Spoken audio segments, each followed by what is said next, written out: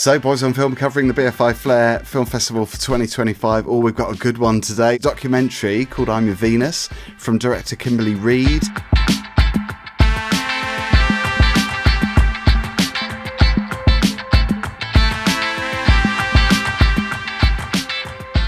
"85 minutes, which is quite snappy by today's standards. Raj is here. Yeah. So, this is a documentary about somebody who was in Paris is Burning from 1990, which introduced the world to the superstars of the ballroom scene. Tragically, Venus was killed during its making. Today, members of the House of Extravaganza, her chosen family in New York, join forces with the biological band of brothers in New Jersey to seek justice. So in doing so, they discover a greater mutual understanding of her life and legacy."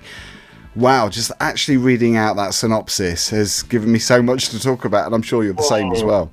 Yeah. It was a lot different than what I thought this film was going to be about. I thought it was, mostly going to be about archival footage, and, there's definitely a lot of that from Paris is Burning, but the film, although it is about Venus Extravaganza, it's really about the brothers coming to terms with, how they treated her and learning more about her life and her legacy. And it's really an important film for the trans community, I think. I was bawling multiple times throughout this movie. Yeah, it was very moving. Yeah, and there's some things, the plot is really, if there's a plot, is that the brothers are trying to memorialize their sister, who is tragically killed before Paris is Burning is released, and the things that they do to honor her memory, wow. And for people to grow up in the late 80s, early 90s and have the attitudes that they had, even about gay people, let alone trans people at that time, to come 360 in 2025 and fully realize themselves and hold themselves accountable for their part in, Venus's death. To me, that was just a very moving piece of human nature unexplored. Yeah. And I was just wow, it was so powerful. It was a way for the brothers to try and find some kind of closure. I don't know whether they had that completely. I certainly feel like they've had a little bit of peace in the process of making this documentary, because I think it has not just opened their eyes, but I think it's opened other people's eyes, certainly. And I think that's why their work in not just doing this documentary, but actually trying to find out, why and how Venus was killed was one thing. But I think that, absolutely brave men and really respectful of other people as well, it seems. They're definitely spiky, they're definitely big characters, aren't they, these brothers? And they're very honest, I think, in this documentary. And I think that's really important with a documentary, because I think you need to be. And I think it does promote the person that they're talking about, because, their love is undeniable. But there's a really interesting scene where they meet up with somebody that she knew, that she was friends with, who seemed to have a little bit of a difference of opinion. And he was basically saying he doesn't blame the family, but he thinks the family was part of her difficulties. Yeah, that's the scene that immediately popped to mind. One of the most powerful scenes is, I think it was the house father of House of Extravaganza, coming face to face with Venus's biological brothers for the first time. And he's like, "Man, I wanted to say some things to you guys for 20 odd years or whatever, and he kind of let them have it. And they took it. That's what I loved. And that, to me, that was hard to watch. It was very powerful, but it really does show the type of men that they are, because they took it on the chin completely, didn't they? And they owned it. They said, okay, well, if that's how it was, then we have to deal with that. We have to live with that. And, they did what they do from that point onward, and all the things that they do to try to memorialize her death and her legacy, above and beyond what, is expected of them. And that's what made the film really good.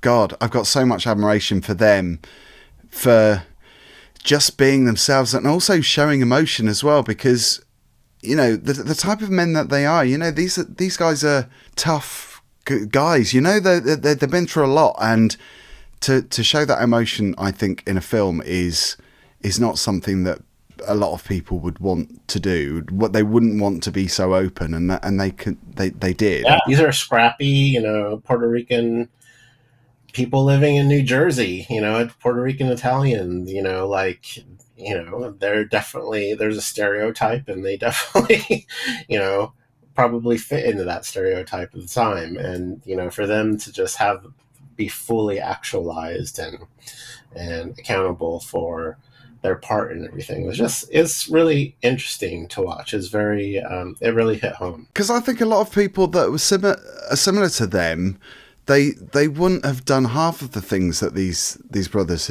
had done towards the latter years. Yeah. They've gone to these ballroom nights, these parties, and a lot of people would just dismiss all that because they wouldn't want to be a part of that. But they've seen it, and they've seen how great these people are and how fierce and loving these people are, and they've seen the characters, these big characters, and they totally understand it now.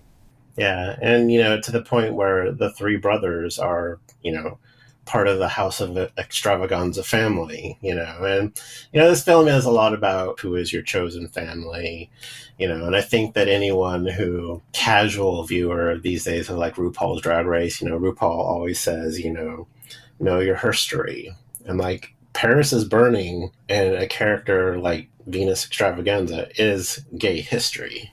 Yeah. She probably didn't feel like she was a legend at the time, but, through the power of film and the message that she put out there as a trans woman in like the late 80s and early 90s is pretty powerful. I know a lot of people who are fans of Paris is Burning, and when I did a post about it on Instagram, and they're so interested in what is this film about? And all I can say is it's a very, very worthy companion piece to Paris is Burning. So if you don't know your herstory, young gays, watch Paris is Burning, and then look out for I'm Your Venus, because it's a worthy companion. Mother Raj has spoken.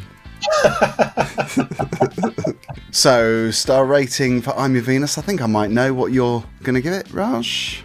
Yeah, so far this is the Film Fest favorite of mine for BFI Flare. 5 stars! 5 stars! Me too, and I agree. My favourite as well, my personal favourite. It's been a really good year this year. I have to say, I've not reviewed any film so far below 3 stars, which is a really strong indication. Yeah, and to be honest, this was a typical Film Fest year for Flare, where I've gone into it not knowing much about any of the films so far. There hasn't been a lot of buzz for particular films, but the films that we've seen so far I've really enjoyed. Quick side note too, did you catch that Dominique Jackson was an executive producer? I did, and she appears at the end as well, because she's helping out with the celebrations, isn't she, and the protests part at the closing moment. She didn't overpower the film or anything. She was just a small part of it at the very end. So I really appreciated that. I appreciated seeing, was that Jose from Madonna's Truth or Dare doing voguing at the end as well? Oh yeah, of course, yeah. Yeah, because was he a member of House of Extravaganza? I don't know, but all those little things like that were just amazing, and how it's peppered in the archival footage from Paris is Burning. And, oh God, I probably I felt like crying during this review. Yeah. Well. I know what you mean, because I've definitely got goosebumps. I think there's something really life affirming about this documentary as well, because it's talking about some really difficult subjects, and talking about, obviously someone who's died that was loved and thought of and respected, but I think from that there seems to be a lot of positive things happening, which in itself is really bittersweet. It's poignant, isn't it? It's important. Yeah. And I feel like we can't even talk about the things that the brothers were doing, because it's above and beyond, I think, what's expected. So, and that's really the point of the film.